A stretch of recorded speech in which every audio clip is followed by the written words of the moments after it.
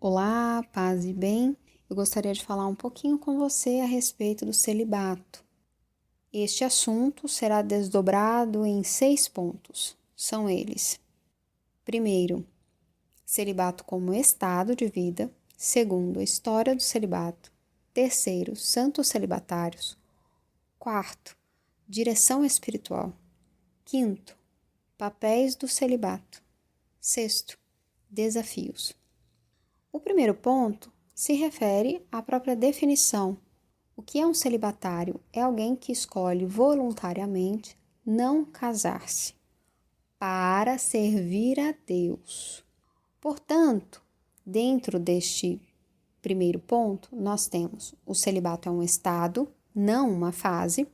Alguém que vive a castidade antes do casamento é celibatário? Não. Alguém que não encontrou seu varão e a sua varoa e vive a castidade é celibatário? Não. Por quê? Porque ele não escolheu voluntariamente. Simples assim.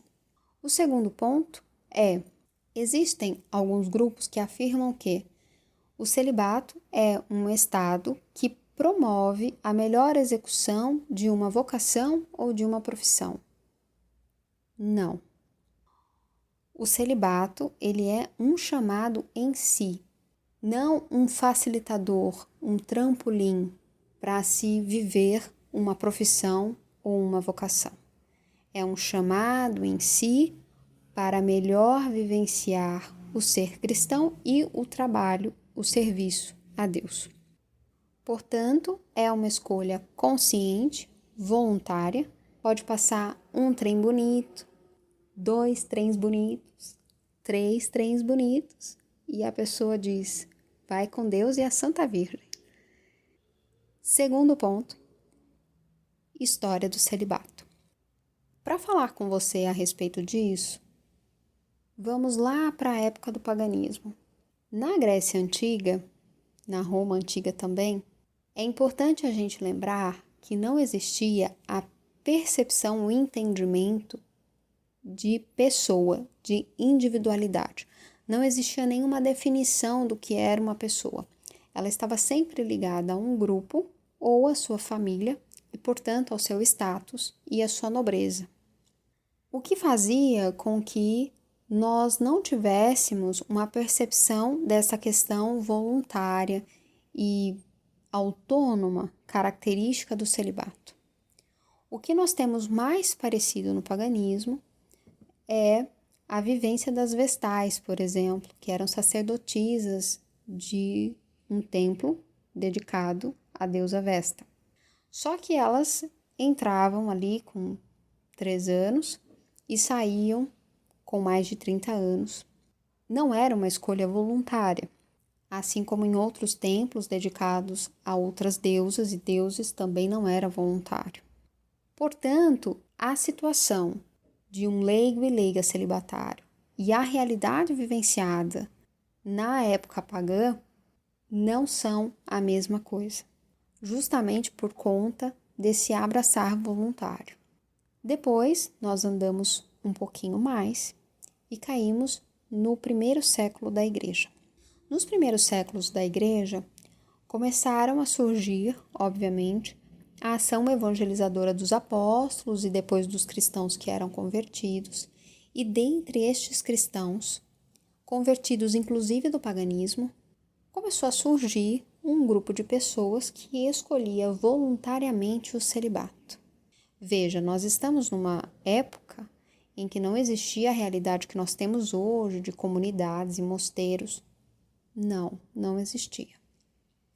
Era uma escolha voluntária dessas pessoas em viverem o celibato ou guardarem a sua virgindade. Daí nós temos, por exemplo, a história de algumas santas, Santa Perpétua, Santa Bárbara. Qual que é a grande contribuição do cristianismo através destas pessoas? É que elas estavam fazendo uma escolha voluntária, independente. E foi o cristianismo que deu à humanidade esta percepção de pessoa que escolhe de forma autônoma, independente e livre. Foi através da vivência dos celibatários que nós ganhamos essa percepção que hoje é tão comum. E isso causou um grande rompimento, porque o que se tinha em relação a servir a Deus era o que eles tinham dentro da percepção de servir aos deuses, que era uma coisa que a pessoa não escolhia.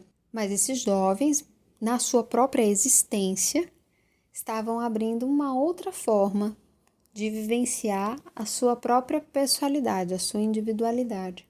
Indo mais adiante, nós também temos que notar que boa parte dessas pessoas que escolheram guardar o celibato e resguardar a virgindade foram martirizados. E não foi por serem cristãos a princípio, era porque tinham se negado a negociar o seu compromisso esponsal com Deus.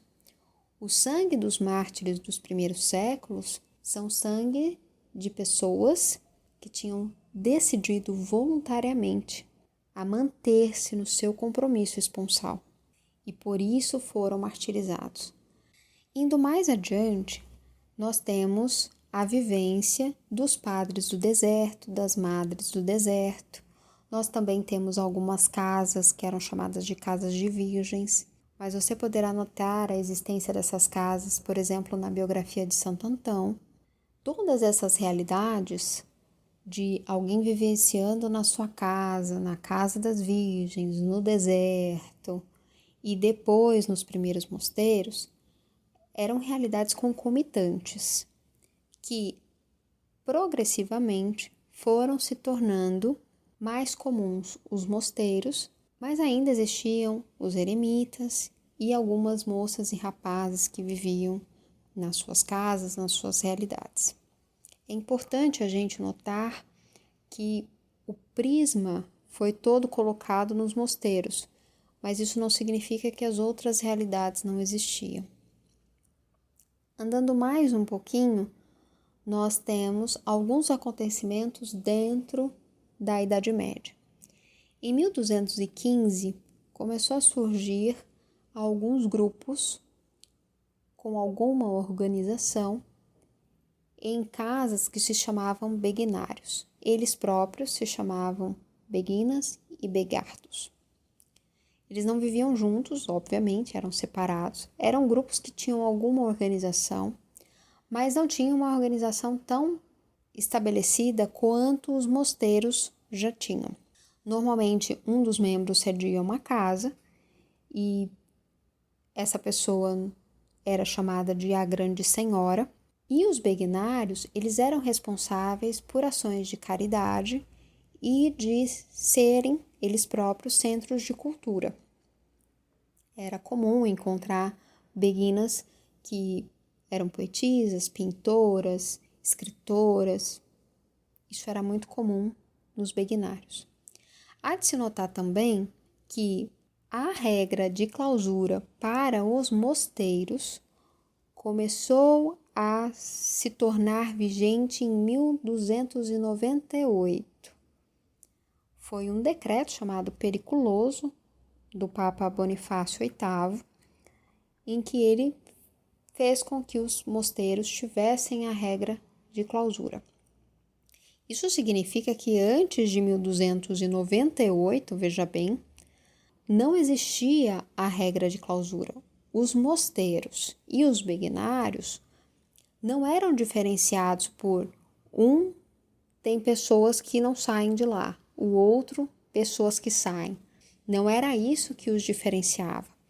O que os diferenciava era o tipo de voto. As beguinas e begardos faziam votos privados. Nos mosteiros se fazia voto público. Essa era a grande diferença.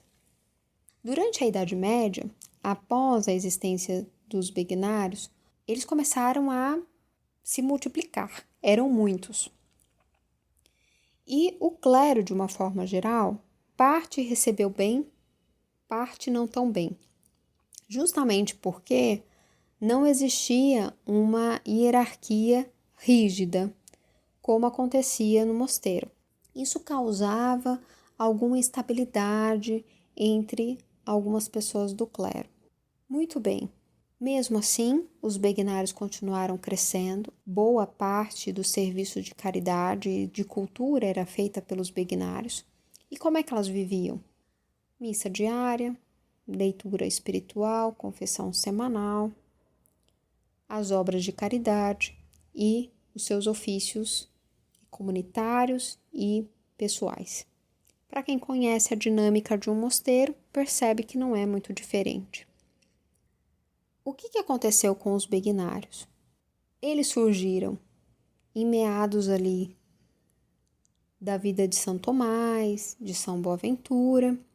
Depois, bem mais adiante, por volta de 1517, nós tivemos a rebelião protestante. O que ela gerou? Primeiro, uma inquietação no que se refere à doação de bens de subsistência para mosteiros, beguinários e igrejas. Alguns beguinários simplesmente ruíram por falta de donativos. Lembra? Eles faziam obra de caridade. Mas alguns continuaram de pé, obviamente ali na Europa. Mais adiante, por volta de 300 anos depois, com a Revolução Francesa, aconteceu a invasão desses beguinários pelos agentes da Revolução, porque eles faziam as obras públicas da igreja. Então, a questão da caridade e algumas questões culturais eram feitas pelos beguinários. E muitos deles não voltaram a existir depois do primeiro e segundo terror da Revolução Francesa. Alguns ainda existem, mas é uma realidade que ficou muito restrita à Idade Média. E essa discussão a respeito da vivência do celibato desassociado de um mosteiro ficou também em haver. Não houve conclusão na Idade Média. Mas um ponto importante que eu tenho a dizer antes de entrarmos no terceiro ponto, que são santos celibatários, eu gostaria de deixar aqui um adendo a respeito da Idade Média. Os beguinários tiveram uma grande contribuição de São Francisco, porque a própria existência de São Francisco, no início, era muito caracterizada por um begardo. São Francisco era um leigo, e assim ficou durante toda a vida, e a vivência dele de escolher uma vida em doação a Deus, veja bem, não era estranho na época, porque já existiam os begardos e as beguinas. A grande contribuição dele foi a sua escolha radical pela vivência da pobreza evangélica. Mas o restante, o estado de vida dele, não era estranho à realidade da Idade Média, como o é hoje, veja bem. E ele contribuiu ainda mais quando, ao estabelecer a Ordem dos Franciscanos, ele resolveu também criar a Terceira Ordem dos Franciscanos. E o que aconteceu? Muitos destes que não estavam vinculados a um beguinário adotaram a regra da Terceira Ordem Franciscana e até mesmo a própria Ordem Franciscana. Então, muitos deles meio que se diluíram nas terceiras ordens, franciscana e dominicana. São Domingos, que era contemporâneo, também criou uma terceira ordem. Alguns beguinários também adotaram a regra da terceira ordem franciscana.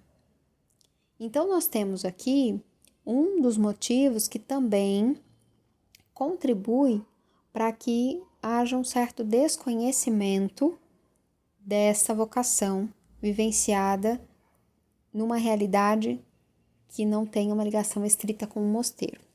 Agora nós entramos nas citações que farei a respeito dos santos celibatários.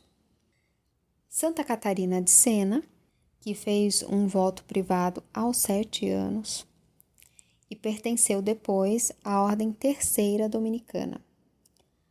Santa Joana d'Arc, que fez também um voto privado aos 13 anos. Santa Gemma Galgani, que fez um voto privado aos 21 anos. Beato Contardo Ferrini, que era advogado, professor acadêmico, e ele fez um voto privado, ele se jurou a Deus. Ele era da Ordem Terceira Franciscana e era membro também da Sociedade São Vicente de Paulo. Temos São Giuseppe Moscati, nosso querido São Giuseppe Moscati, médico, fez um voto privado. O beato Bartolomeu Longo, também um dos beatos mais queridos aqui por mim, é advogado, foi membro da Terceira Ordem Dominicana e veja bem, ele foi fundador das Filhas do Santo Rosário. A beata Ângela Salava, ela foi empregada doméstica, depois ela serviu na guerra como enfermeira nos hospitais. Ela serviu na Primeira Guerra. Era membro da Terceira Ordem Franciscana. Voto privado também. A venerável Carla Ronci, nossa querida venerável Carla Ronci, falo bastante sobre ela em alguns lugares que frequento. Ela era costureira. Ela fez um voto privado aos 20 e poucos anos e depois ela entrou no instituto que à época chamava Ancelle Mater Misericordia. Este nome mudou. Alguém me passou o nome correto agora na Itália. E se você estiver me escutando, caríssima, me mande novamente para eu atualizar. E ela fez um voto nesse instituto aos 25 anos e votos perpétuos aos 27. Tudo isso que eu estou a falar tem um texto, um estudo gigantesco com referências, dados, as fotos desses celibatários, porque eu acho que isso ajuda a entender bastante o papel do celibatário no mundo, a sua presença no mundo. Nós temos também a beata Alexandrina Balazar, que muito provavelmente você já ouviu falar. Ela foi membro da Associação dos Salesianos Cooperadores, voto privado. Marcela Patti foi a última beguina. Ela tocava órgão na missa, tem algumas fotos muito doces dela. E Maria Dignes, ela foi uma espécie de mãe espiritual do bispo de Acre, Jacques de Vitry, e ele declara dever a sua conversão e vocação a ela. Portanto, você tem aí alguns nomes, tanto de homens como de mulheres, que escolheram voluntariamente o celibato e vivenciaram muito bem, com muitos frutos, tanto que são beatos, veneráveis e santos. Nós já estamos um pouquinho avançados no que se refere ao tempo, então eu vou dividir este assunto, salutares, em 2 podcasts. Então, no próximo, na parte 2, nós falaremos a respeito da direção espiritual, dos papéis do celibato e dos desafios, tá bem? Paz e bem, até a próxima, tchau, tchau.